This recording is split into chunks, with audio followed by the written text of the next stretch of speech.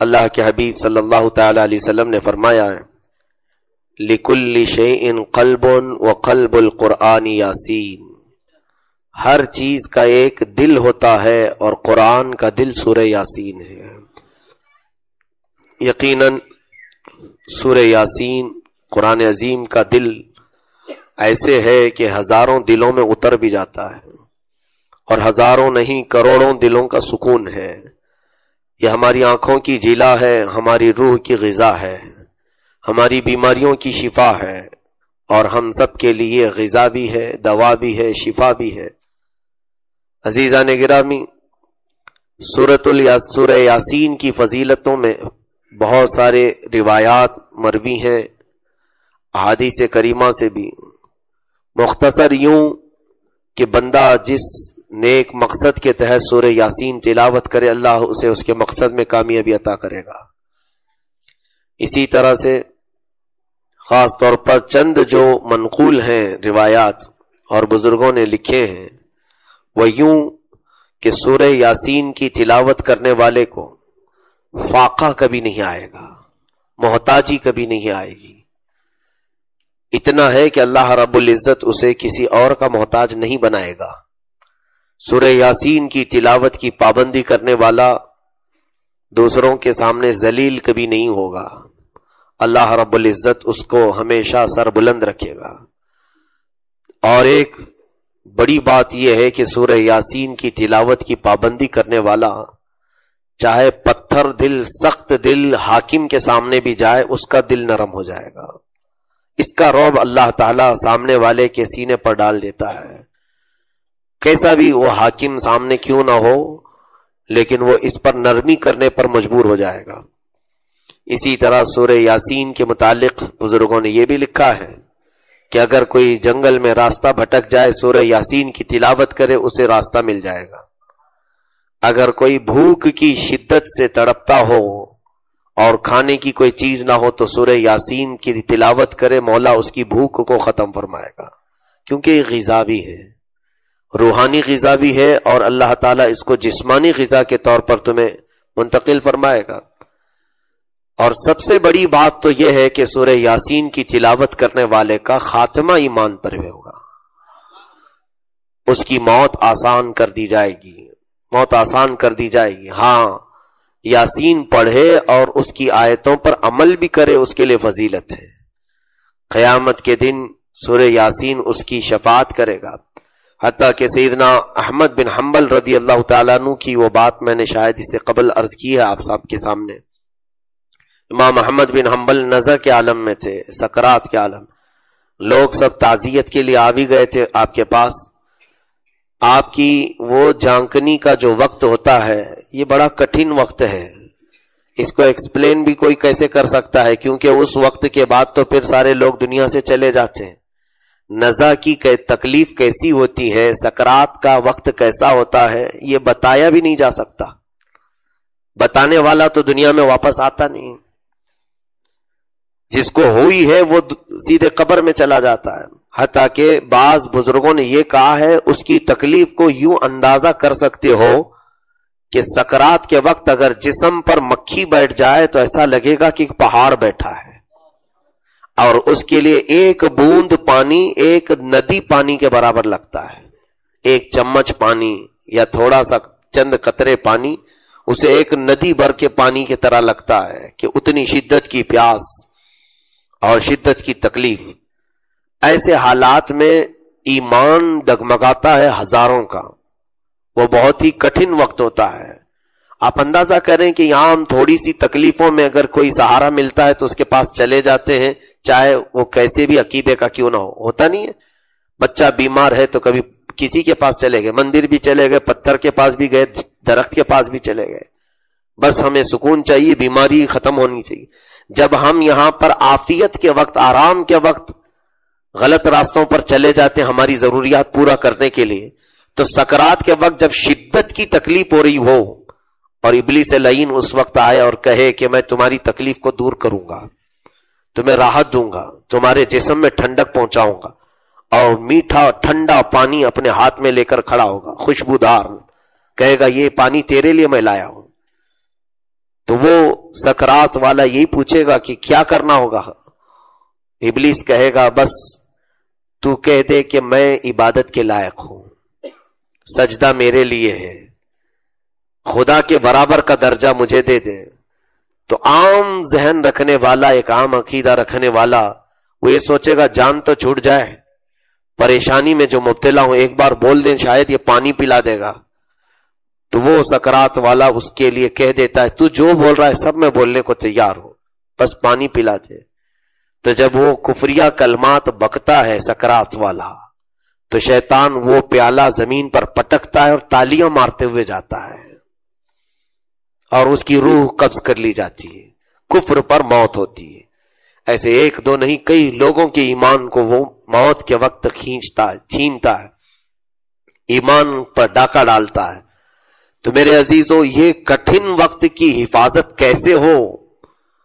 آج تو ہم الحمدللہ صحت و سلامتی کے ساتھ ہیں, کوئی اگر ہمیں بہکانے کے لیے آئے تو ہم تو اس کو منہ توڑ جواب دیں گے, لیکن شدت کی تکلیف کے دوران جب وہ ہمیں سہولتیں دینے کی بات کر رہا ہو اور ہم اس وقت جمے رہے ایمان پر, یہ بڑی بات ہے. وہ کیسے ہوگا؟ امام احمد بن حنبل رضی اللہ تعالیٰ عنہ کے اس واقعے سے اندازہ لگائیں. آپ نزع کے عالم میں تھے, بستر پر, سکرات کا عالم ایسا ہوتا ہے, لیکن اتفاق ایسا ہوا ان کے ساتھ, وہ اللہ بہتر جانتا ہے کہ رب تبارک و تعالیٰ چاہے تو موت کے منہ سے بھی کسی کو نکالے. ہاں یہ دستور کچھ اور ہے دنیا میں کہ نزع کا عالم جب آ گیا, سکرات کا وقت آ گیا تو موت تو آنی ہے, لیکن یہ ہمارے لیے قانون ہے, اللہ کے لیے نہیں. تو سکرات کا وقت چلتا رہا اور تھوڑی دیر کے بعد اچانک ایسا ہوا کہ امام احمد بن حنبل کی طبیعت بالکل صحیح ہو گئی, آپ اٹھ کر بیٹھ گئے, ساری وہ کیفیت ختم ہوئی. تو ان کے جو مصاحبین, مریدین, متوسلین, شاگرد وغیرہ بیٹھے تھے, انہوں نے دیکھا کہ استاد گرامی تو اب صحیح سلامت ہے. تو آپ رونے لگے, کہا کہ اے لوگوں میں تمہیں بتاؤں میرے ساتھ کیا پیش آئی بات. کہا کیا ہوا؟ کہا یہ نزع کا عالم, یہ سکرات کا عالم بہت ہی سخت ہوتا ہے, اس کو بیان بھی نہیں کر سکتا کہ کتنی تکلیف ہوتی ہے. میں انتظار میں تھا کہ موت آئے گی, لیکن نرخرے کی یہ تکلیف, جانکنی کی یہ تکلیف, اس شدت کے وقت مجھے بہت تیز پیاس لگی, اور اس وقت ابلیس لعین میرے سامنے کھڑا تھا اور آ کر کے مجھ سے, کس کی بات کر رہا ہوں؟ امام احمد بن حنبل کی, جن کو رسول کریم صلی اللہ علیہ وسلم کی 3 لاکھ حدیثیں یاد تھیں. اس امام کی موت کے وقت شیطان ان کے سرانے پر آ کر بہکاتا ہے, تو پھر عام لوگوں کا کیا حال ہوگا؟ اتنے بڑے پائے کے امام ہیں. وہ کہتے ہیں وہ مجھے گمراہ کرنے کی کوشش کرتا رہا, یہاں تک کہ میں تکلیف برداشت نہیں کر پا رہا تھا, اور ابلیس لعین کے ہاتھوں میں موجود پانی کو دیکھتا رہا کہ ایک بار یہ پلا دے. ظاہر سی بات ہے, شدت کی تکلیف میں کہیں سے کچھ ملے تو وہ مجھے بار بار اپنی طرف دعوت دے رہا تھا. میں اللہ کے حضور یہ سوچ رہا تھا کہ کہیں ایسا نہ ہو کہ میں اس کے بہکاوے میں آ جاؤں. اسی اثنا ایک خوبصورت نوجوان وہاں آیا. امام احمد بن حنبل فرماتے اس نے گھونسے لگا لگا کر کے شیطان کو مارنا شروع کیا, اور اتنا مارا کہ شیطان وہاں سے بھاگ گیا, قریب بھی نہیں آیا. اس نوجوان نے کہا اے احمد بن حنبل فکر مت کر, میں تیری حفاظت کرتا رہوں گا. اس ابلیس لعین کو میں نے بھگا دیا. حضرت امام احمد بن حنبل فرماتے ہیں کہ میں نے پوچھا کہ یہ حسین جمیل نوجوان ہے کون, کون ہے تو؟ تو اس نوجوان نے کہا روزانہ جو تو تلاوت کرتا تھا میں سورہ یاسین ہوں, سورہ یاسین ہوں. اللہ رب العزت نے مجھے تیرے ایمان کی حفاظت کے لیے بھیجا ہے. اس سے آپ اندازہ کریں کہ سورہ یاسین کی تلاوت سب سے بڑا فائدہ, دنیا میں کچھ ملے نہ ملے, ایمان پہ موت ہو جائے.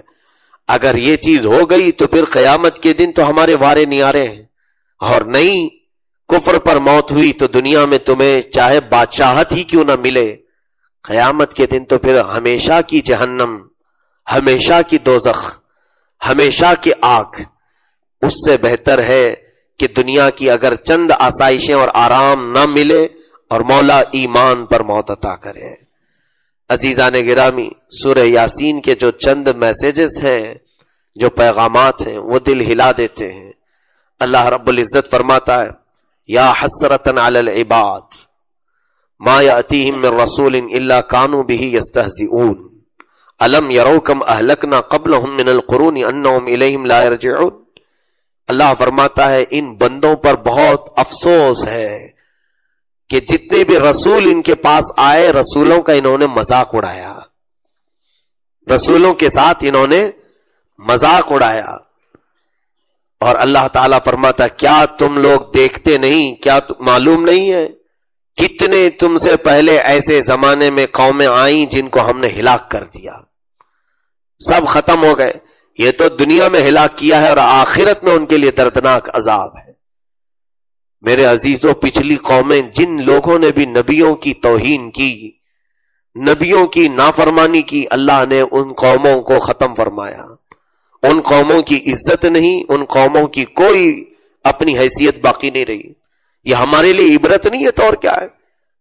آج میں بارہا یہی کہتا ہوں کہ ہم عشق رسول محبت رسول کے جو نعرے لگاتے ہیں، دعوے کرتے ہیں، میرے عزیزوں دل سے پوچھو تمہارا دل جواب دے گا کہ تو حقیقت میں محبت رسول کا حامی ہے یا صرف تیری زبان کہہ رہی ہے. جیسے حضرت ابوبکر شبلی رحمت اللہ علیہ فرماتے تھے دنیا میں میرے لیے سب سے کٹھن سوال یہی ہے اگر کوئی پوچھتا ہے کہ تجھے رسول سے محبت ہے یا نہیں، یہ کٹھن سوال ہے. وہ کہتے تھے میرے لیے بہت کٹھن سوال ہے، مشکل سوال ہے. کہا آپ کیوں؟ یہ تو ہر مسلمان کے لیے ہے محبت رسول. کہا نہیں، اگر نہ کہہ دوں محبت نہیں ہے رسول سے تو کافر ہو جائیں گے، ایمان ہی چلا گیا. اور اگر ہاں کہہ دوں تو جھوٹا پڑ جاؤں گا کہ میرے عمل الگ ہے، نبی کے عمل الگ تھے. حقیقت ہے میرے عزیزو، ہاں کہو تو پھر تمہارے اعمال تمہارے خلاف بولیں گے. کیا رسول سے محبت یہ علامات تیرے؟ اعمال تو دیکھ، نہ چہرہ رسول کی طرح رکھتا ہے، نہ کپڑے، نہ لباس، نہ اعمال، نہ کھانے پینے کے طریقے، نہ اٹھنے بیٹھنے کے سلیقے، نہ بات کرنے کے انداز، نہ لوگوں سے ملنے کے طور طریقے، کچھ بھی تو نہیں میل کھاتا ہے. تو یہ زبان جھوٹی پڑ جاتی ہے.